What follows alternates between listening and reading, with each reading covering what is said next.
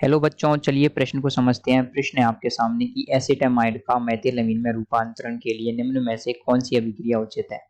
पहला विकल्प है कार्बेलेमीन अभिक्रिया, दूसरा विकल्प है हाफमान हाइपोब्रोमाइड अभिक्रिया, तीसरा विकल्प है स्टीफेन अभिक्रिया, चौथा विकल्प है ग्रेवियल थैलिमाइड संश्लेषण।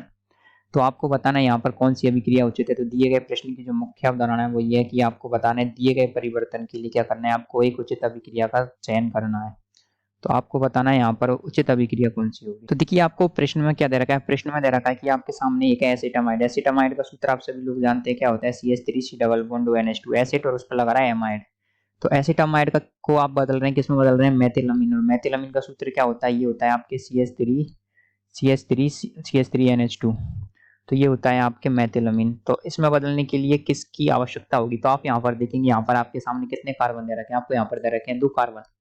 और यहाँ पर कितना कार्बन प्राप्त हुआ, आपको 1 कार्बन। तो एक कम कार्बन वाला जो एमीन प्राप्त कौन सी अभिक्रिया से होती है, आपको उसका पता लगाना है। तो देखिए पहला विकल्प दे रखा है कार्बेलेमीन अभिक्रिया। तो कार्बेलेमीन अभिक्रिया क्या करती है, देखिए कार्बेलेमीन अभिक्रिया में क्या होता है, कार्बेलेमीन का निर्माण होता है। तो इसमें क्या हो जाता है, 1 कार्बन बढ़ जाता है। तो इसमें तो क्या होता है, एक CN जुड़ने की वजह से 1 कार्बन बढ़ जाता है। तो लेकिन हमारे साथ क्या हो रहा है, हमारे साथ हो रहा है उल्टा, कार्बन कम हो रहा है। तो कार्बन कम कौन सी अभिक्रिया में होता है, देखिए हाफमान हाइपोब्रोमाइड अभिक्रिया। तो हाफमान हाइपोब्रोमाइड अभिक्रिया में क्या होता है, जो एमाइड होता है, एमाइड की रिएक्शन कराई जाती है आपके कुछ इस प्रकार से, एक क्षार के साथ में और ब्रोमीन के साथ, CH3C डबल बॉन्ड ONH2। इसकी रिएक्शन कराई जाती है, क्षार ले लेंगे आप NaOH और ब्रोमीन के साथ में। तो इससे क्या प्राप्त होता है आपको, NaOH और ब्रोमीन के साथ में कराते हैं तो आपको प्राप्त होता है CH3NH2 और साथ में प्राप्त होता है NaOBr। देखेंगे आपको यहाँ आपको प्राप्त हो जाएगा CH3CNH2 साथ में NaBr Na2CO3, एक तो प्राप्त हो जाएगा NaBr, एक प्राप्त हो जाएगा जल, एक प्राप्त हो जाएगा Na2CO3। तो ये किस प्रकार से प्राप्त होता है, तो चलिए इसकी मैकेनिज्म को देखेंगे, क्रियाविधि किस प्रकार से होती है। तो देखिए इसकी क्रियाविधि में क्या होता है, पहली स्टेप में ये होता है कि आपके सामने दे रखा है आपको एमाइड, एमाइड का सूत्र है CH3C डबल बॉन्ड ONH2। तो क्या होता है, क्षार की उपस्थिति में क्या होता है, यहाँ पर ब्रोमीन आती है। तो ब्रोमीन आकर के क्या करती है, यहाँ की जो एक हाइड्रोजन होती है उसको हटा देती है। तो -HBr के तौर पर ये अलग हो जाता है और यहाँ पर प्राप्त हो जाता है आपको CH3C डबल बॉन्ड ONHBr। तो क्या हो जाता है, यहाँ पर आपके एक ब्रोमीन जुड़ जाती है। चूंकि आपको अभिक्रिया में क्षार दे रखा है तो क्या करेगा, ये क्षार के साथ में क्या करेगा, पुनः अभिक्रिया करेगा। तो क्षार के साथ में अभिक्रिया करेगा तो सेकंड स्टेप में क्या हो जाएगा, क्षार के साथ में अभिक्रिया करने से क्या हो जाता है, यहाँ पर क्या होता है, ये एक हाइड्रोजन को इसकी हाइड्रोजन होती है इसको क्या कर देता है, क्षार अलग कर देता है। तो यहाँ पर प्राप्त हो जाएगी CH3C डबल बॉन्ड NBr। तो क्या हुआ था, यहाँ की जो हाइड्रोजन थी उसको क्या किया था, वो क्या हो जाता है, आपके क्षार कहा जाता है और यहाँ पर बना देता है, जल बना देता है। तो CH3C double bond NBr nitrogen पर आ जाएगी माइनस।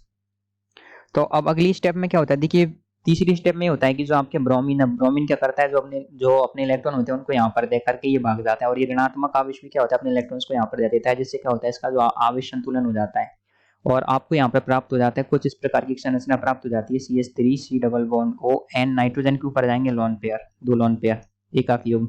अब क्या होता है, यहाँ से मेथिल शिफ्ट होता है और क्या करता है, ये अपना पुनर्विन्यास करता है। तो अंतराणविक एल्किल प्रतिस्थापन होता है। तो क्या होता है, ये जो नाइट्रोजन होता है वो यहाँ पर चला जाता है और यहाँ पर आपको एक संरचना बनती है जिसका सूत्र होता है, देखिए CH3 कुछ इस प्रकार से होती है, देखिए CH3N double bond C double bond O। तो आपको यहाँ पर एक देखिए इस प्रकार की संरचना प्राप्त हो जाती है। फिर क्या होता है, इसका आप क्या करेंगे, इसकी क्षार के साथ में अभिक्रिया करा देंगे, CH3C double bond NC double bond इसकी क्षार के साथ में अभिक्रिया करा देंगे ट्वाइस ऑफ OH माइनस के साथ में।